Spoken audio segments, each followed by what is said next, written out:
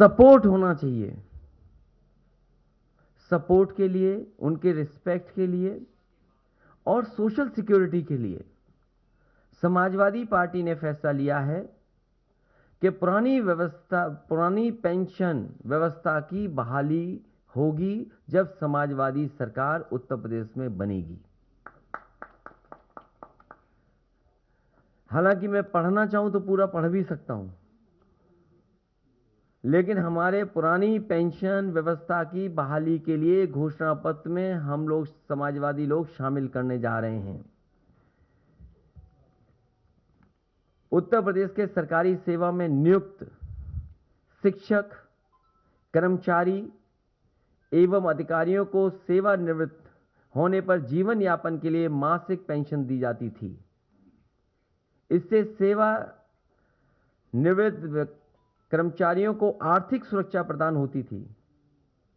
केंद्र में भारतीय जनता पार्टी की सरकार द्वारा वर्ष 2004 में नियमावली बनाई, जिसके आधार पर अप्रैल 2005 के बाद नियुक्त शिक्षक और कर्मचारी की मासिक पेंशन की योजना समाप्त की गई और नई पेंशन योजना लागू की गई, जिससे सेवानिवृत्त कर्मचारी एवं शिक्षक को सेवानिवृत्त होने पर एकमुश्त धनराशि प्रदान की जा रही है। इसके लिए 10% धनराशि कर्मचारी देता है और 14% सरकार देती है और इस पैसे को शेयर मार्केट में लगाया जाता है, जिससे इस व्यवस्था की विश्वसनीयता पर प्रश्न लगता है। मुझसे लगातार तमाम कर्मचारी और शिक्षक संगठन मिले और जिसमें हमारी बाईं तरफ बैठे हुए हैं, लगातार लड़ते रहे, बैठे, न जाने कितनी बार हमारी बैठकें हुई। केवल आपके साथ बैठक नहीं हुई, बल्कि कई हमारे जो एक्सपर्ट हैं, फाइनेंशियल चीजों को समझते हैं, जिनके पास अनुभव है, उनके साथ भी बैठक हुई। तब जाकर के ये समाजवादी पार्टी ने अपने मैनिफेस्टो में शामिल करने का फैसला लिया है। मुझसे लगातार तमाम कर्मचारी और शिक्षक संगठन मिले और उन्होंने पूर्व की भांति पुरानी पेंशन योजना लागू करने की मांग करी। इन लोगों ने लगातार आंदोलन और धरना प्रदर्शन किया, लेकिन इस कर्मचारी विरोधी सरकार ने इनकी बात नहीं सुनी। कमेटी भी बनाई, आश्वासन भी दिया, लेकिन इनकी बात इस सरकार भारतीय जनता पार्टी ने नहीं सुनी। मैं आज ये घोषणा करता हूं कि मेरी सरकार, समाजवादी सरकार बनते ही पुरानी पेंशन व्यवस्था बहाल कर दी जाएगी। इसमें जो भी धनराशि की आवश्यकता होगी उसकी व्यवस्था कर ली जाएगी। मैंने इस संबंध में कर्मचारी और वित्त विशेषज्ञों से वार्ता कर ली है। एक कॉर्पस बना करके इस धनराशि की व्यवस्था करने के लिए हम सक्षम हैं। संतुष्ट हैं आप लोग? तो आने वाले समय में ये सरकार शुरू नहीं कर पाई है, पुनः कर्मचारियों के लिए कैशलेस स्कीम जो समाजवादी सरकार में शुरू गई थी, पुनः शुरू होगी। वो तो कंप्लीट है, आपकी तरफ से कंप्लीट है। इस सरकार ने लागू नहीं होने दिया उसको, खाली उसका नाम भी पंडित दीनदयाल उपाध्याय रख दिया था और उसको भी नहीं होने दिया। हमारी सरकार ने कर्मचारियों के लिए कैशलेस इलाज के लिए व्यवस्था की थी, जिसे सरकार ने लागू नहीं किया। वित्त विहीन शिक्षकों को हम सम्मानजनक मानदेय की सहायता अतिरिक्त रूप से प्रदान करेंगे।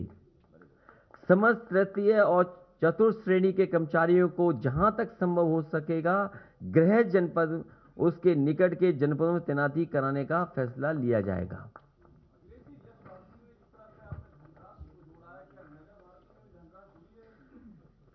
बहुत छोटा सवाल पूछ रहे हो इतनी बड़ी योजना के सामने।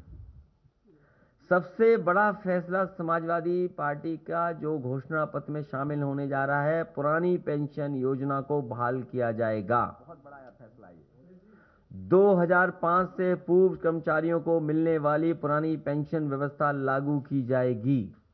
उसके लिए किस तरीके से लागू होगी, फाइनेंशियल एक्सपर्ट जो जानकार लोग हैं उनसे राय मशवरा किया गया है। किस तरीके से कॉर्पस फंड क्रिएट किया जाएगा, उसका भी इंतजाम समाजवादी सरकार में होगा। फिलहाल इसी पे हमें काम कर लेने दो। कर्मचारी भी होंगे और शिक्षक भी होंगे, सारे अधिकारी भी होंगे, जो भी इसमें आते हैं उस कैटेगरी में सब। जिन्होंने हटाई वो भी शामिल होंगे।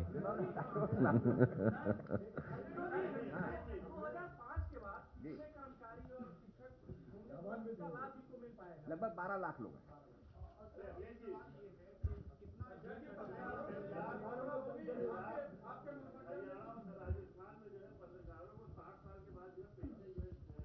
ये सुझाव अच्छा है, लिख करके दो हमें।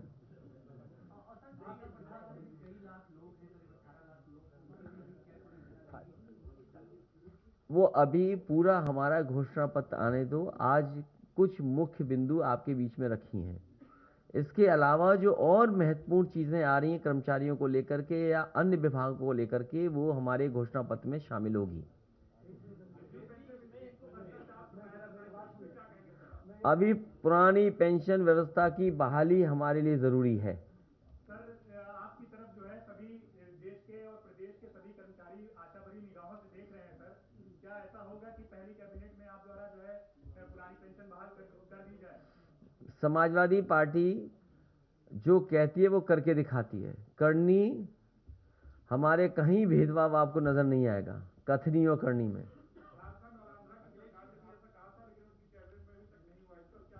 ये उत्तर प्रदेश है, ये दूसरा प्रदेश नहीं है। ये विस्तार से जिस समय मैनिफेस्टो समाजवादी सरकार का आएगा, क्योंकि आउटसोर्स से बाबा भीमराव अंबेडकर जी का दिया हुआ संविधान के तहत जो हक और सम्मान वो छीना जा रहा है, उस पे भी समाजवादी पार्टी विचार कर रही है और किस तरीके से फैसला लेगी वो हमारे मैनिफेस्टो का इंतजार करिए। मैं ये चाहता हूं कि भारतीय जनता पार्टी अपना मैनिफेस्टो लाए। समाजवादी पार्टी ने तो अपने प्रत्याशी भी घोषित कर दिए, अपना वर्चुअल रैली भी जैसे कर सकते हैं वो कर रहे हैं, मैनिफेस्टो की बातें भी लगातार हम आपसे चर्चा कर रहे हैं और शामिल कर रहे हैं। आखिर भारतीय जनता पार्टी 4.5 साल से और डबल इंजन की सरकार जो उत्तर प्रदेश में थी, जो भेदभाव के साथ काम कर रही थी, वो मैनिफेस्टो जैसे ही लाएगी उसके बाद समाजवादी सरकार में क्या क्या काम होंगे, समाजवादी पार्टी का मैनिफेस्टो आएगा। बहुत सारी चीजें हैं। आउटसोर्स कोई अच्छी प्रथा नहीं है, एक्सप्लॉयटेशन के अलावा उसमें कुछ नजर नहीं आता। और सबसे बड़ा सवाल है कि जो प्राइवेटाइजेशन है और आउटसोर्स चीजें हैं, ये जो हमें अधिकार मिल रहे हैं संविधान से, आरक्षण का कैसे खत्म किया जाए, वो आउटसोर्स और प्राइवेटाइजेशन है एक रास्ता। ये भारतीय जनता पार्टी और वो लोग जो संविधान और आरक्षण और हमारे गरीब को, वंचित लोगों को अधिकार नहीं देना चाहते हैं, वो व्यवस्था लागू कर रहे हैं। मैनिफेस्टो का इंतजार करिए।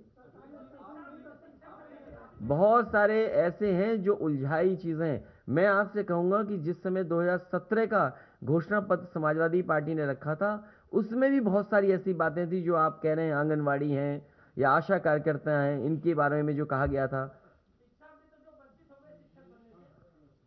ये बहुत सारे सवाल हैं जिनको अभी घोषणा पत्र में शामिल होना है। क्या आप घोषणा पत्र का इंतजार नहीं कर रहे हैं?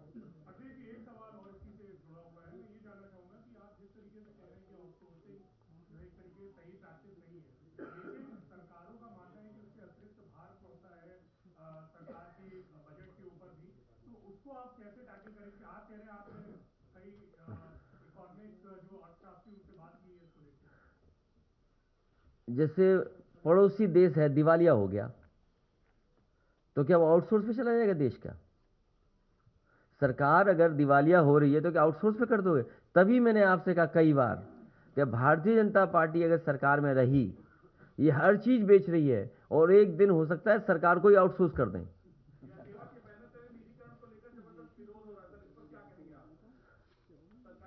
निजीकरण के खिलाफ समाजवादी पार्टी और तमाम वो लोग हैं जो समाजवादी हैं और अम्बेडकरवादी हैं, वो प्राइवेटाइजेशन के खिलाफ हैं। अखिलेश जी, एक पॉलिटिकल सवाल है कि आज फिर आपके परिवार से एक व्यक्ति को शामिल किया बीजेपी ने, प्रमोद गुप्ता जी, उन्होंने फिर आप पर वार किया है। ये सिलसिला चल रहा है, कोई परिवार शामिल होता है और आप पर वार करता है।